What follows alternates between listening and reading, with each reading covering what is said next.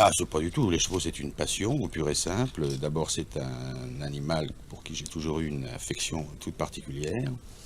Un cheval, c'est beau, c'est racé, c'est du sang pur, comme on dit.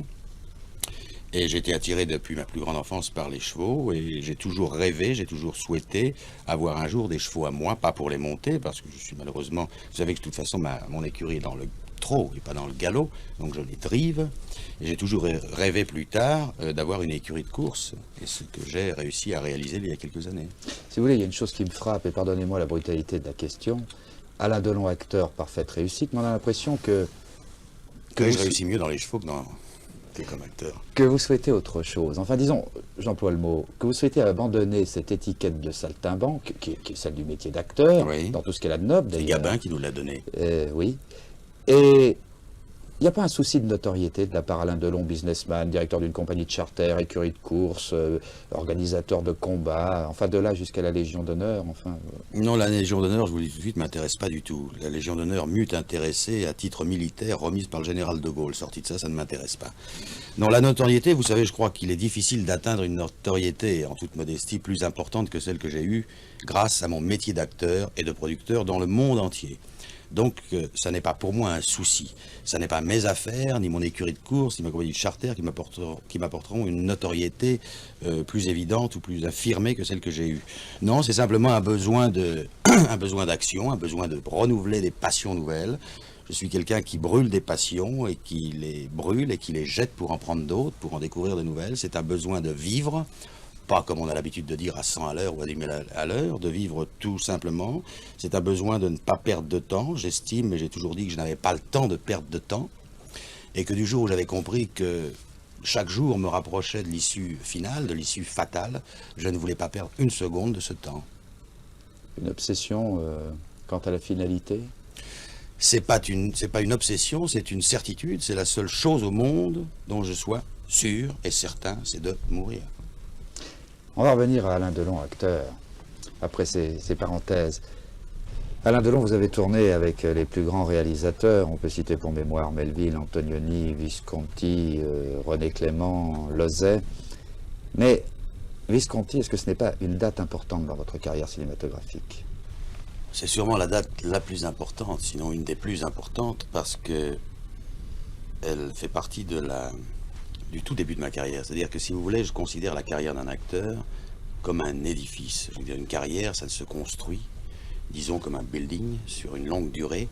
Et pour construire un building, il faut d'abord des bases, et des bases solides, sinon le building s'écroule, tout tombe.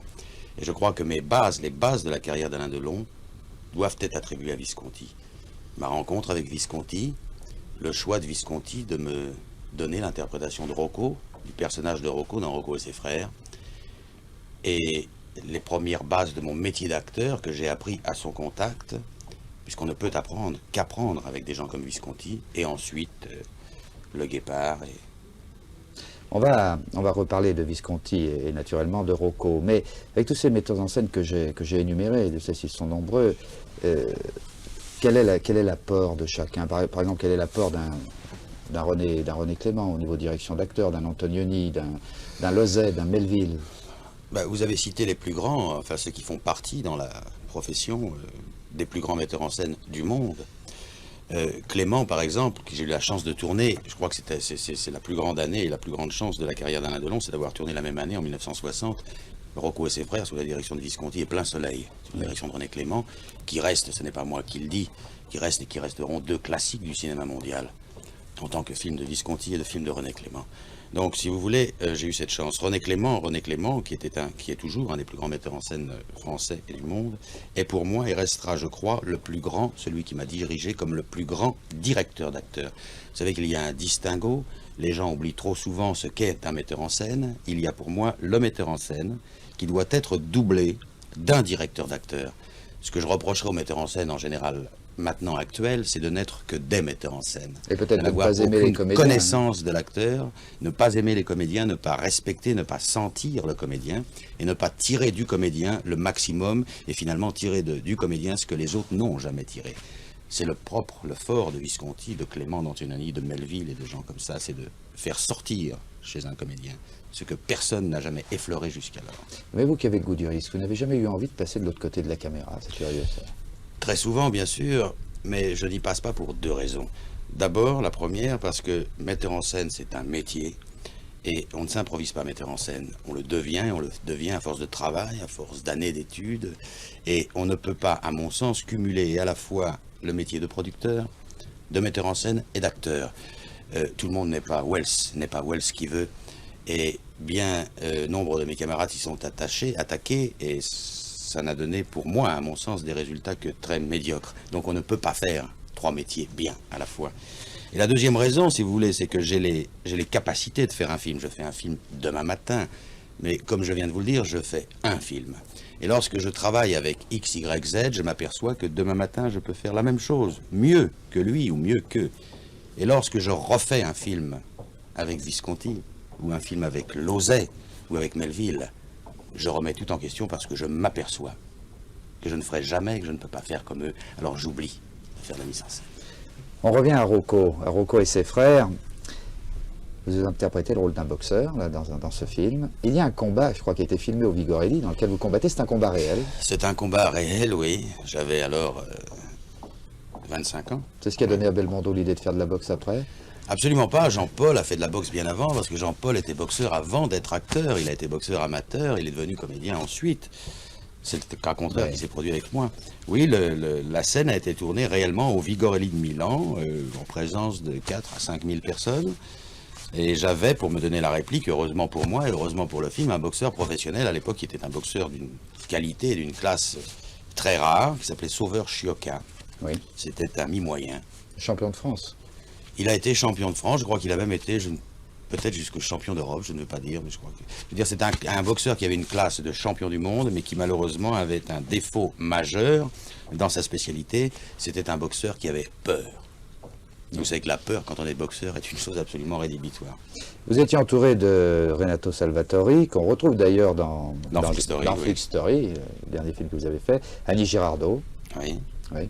Comment s'est passé le tournage? Vous en avez un souvenir encore enfin, c'est vieux, bien sûr, mais qu'est-ce qui reste comme souvenir qui remonte en surface? Vous savez, d'abord, c'est, comme je vous dis, un des films les plus importants de ma carrière. Ça a été ma rencontre aussi avec Renato, avec qui je suis resté très lié, ma rencontre avec Girardot. Nous étions tous à l'époque un peu des débutants, des petits acteurs. Et je crois que ce qui reste en surface et qui surnage, qui ressortira toujours, si vous voulez, de cette surface, je crois que c'est la merveilleuse présence et le merveilleux génie de Visconti. On ne peut pas avoir fait un film avec Visconti sans s'en rappeler toute sa vie, sans en être marqué tout au long de sa carrière. Et ça, c'est la chose la plus importante. Même au fil des années, ça... Je crois que c'est une question, est-ce que c'est une marque de caractère? Il vaut mieux... J'ai un très très mauvais caractère, je ne sais pas si vous l'avez sur vos fiches, sur vos papiers, mais c'est une preuve de caractère aussi, et il vaut mieux avoir un mauvais caractère que pas de caractère du tout. On va mettre une rose un petit peu dans ses épines, courageux. Ça, c'est vrai, vous l'avez prouvé dans des circonstances difficiles. Si vous le dites. Et un goût du défi aussi. Un goût du risque, plus que du défi. Évidemment, le risque, du risque par le défi, bien sûr. Alors, vous avez dit une phrase, j'espère qu'elle est vraie, mais vous pourrez l'authentifier ou la démentir. Vous parliez une fois de Belmondo et de Brialy, et vous disiez, le public a l'impression, et dit d'eux, Belmondo, Brialy, ce sont des copains. De moi, on ne dit jamais ça. Pourtant, le public vous admire et vous suit, sinon vous ne feriez pas le nombre d'entrées que vous faites sur votre nom. Mais ça, vous êtes frustré de ne pas avoir cette espèce d'affection très curieuse? Non, parce que, frustré sûrement, mais je crois que j'en suis dans le fond le responsable, et si j'en suis le responsable, c'est sûrement de par une attitude de ma part envers autrui.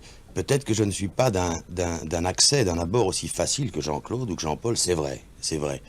Mais je crois que c'est une question de nature, et c'est profondément ma nature. Je ne suis pas très ouvert, c'est un fait certain, et je n'aime pas être abordé inopinément dans la rue par quiconque. C'est vrai, je réagis très mal, mais je crois que c'est une question de tempérament. Je m'en excuse auprès de ceux qui ont pu en être blessés ou froissés. Vous détestez aussi la démagogie. Oui. Ceci explique peut-être cela. Peut-être, sûrement. Alain Delon Superstar, c'est un terme qui revient souvent. Vous acceptez ce label? Je l'accepte volontiers parce que, sans parler d'Alain Delon, je crois qu'il y a au monde et qu'il reste à l'heure actuelle très peu de ce que j'appelle moi, sans dire le super, très peu de stars. Il y a beaucoup de vedettes, mais très peu de stars, et je crois faire partie de cela. J'ai lu dans l'anthologie du cinéma, qui fait plus généralement pas de cadeaux aux acteurs, une phrase en ce qui vous concerne. On dit « Rien que pour Le Guépard, l'histoire du cinéma n'oubliera jamais le nom d'Alain Delon, avec un rôle qui était peut-être le plus chargé d'humanité de tous ces films. » Ça vous fait plaisir, vous êtes d'accord? Oui, c'est une réplique que j'attribuerais plus volontiers à Visconti, et en ce qui me concerne, que je préférerais voir au sujet de Rocco. Il y a une chose qui frappe dans votre carrière, c'est que vous avez toujours su, enfin dans la plupart des cas, choisir vos films et vos réalisateurs. Et ça ne peut pas être du hasard.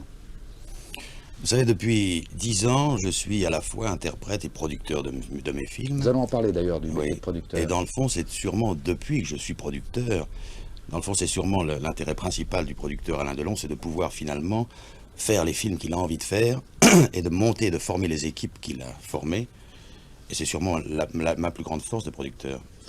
Nous parlons tout à l'heure de votre métier de producteur. Il y a une période de votre carrière qui s'appelle Hollywood. Oui. Et Hollywood, ça a été un tournant important. Qu'est-ce qu'il en reste au bilan souvenir, au bilan affectif, au bilan professionnellement, bien entendu, sur l'ensemble, à part des gens que vous aimiez, que vous avez rencontrés, je pense à Pas grand-chose. Lancaster, Pas grand-chose, non, je n'ai pas rencontré Lancaster à Hollywood. Lancaster, c'était dans le la Guépard. période, c'était le Guépard, et je l'ai retrouvé après dans Scorpio. Hollywood, professionnellement, pas grand-chose, sinon une expérience quand même intéressante. Il est toujours très intéressant pour un acteur français, un acteur européen, d'aller travailler chez les Américains. Ça, c'est intéressant. Mais sur le plan de ma carrière, je veux dire, les films que j'y ai tournés n'étaient pas passionnants, les rôles n'étaient pas transcendants, et si vous voulez, j'ai très vite compris que ma place n'était pas en Amérique, mais chez moi, en Europe, dans notre bonne vieille Europe. Et je suis retourné très vite. Le meilleur souvenir d'Hollywood est un souvenir extra-professionnel, puisqu'il s'agit par exemple de la naissance de mon fils, qui est né à Hollywood pendant que j'y tournais des films. Je ne voulais pas y faire allusion, bien, puisque vous détestez qu'on aborde des parties très particulières de votre vie privée, et je le comprends fort bien. Mais quand on parle d'Hollywood, enfin les acteurs français ou les réalisateurs, on parle toujours avec des larmes dans la voix, c'est là-bas qu'a lieu le vrai professionnalisme, C'est parce qu'ils ne connaissent pas. Il faut connaître Hollywood et on en parle raisonnablement, sans sanglots dans la voix.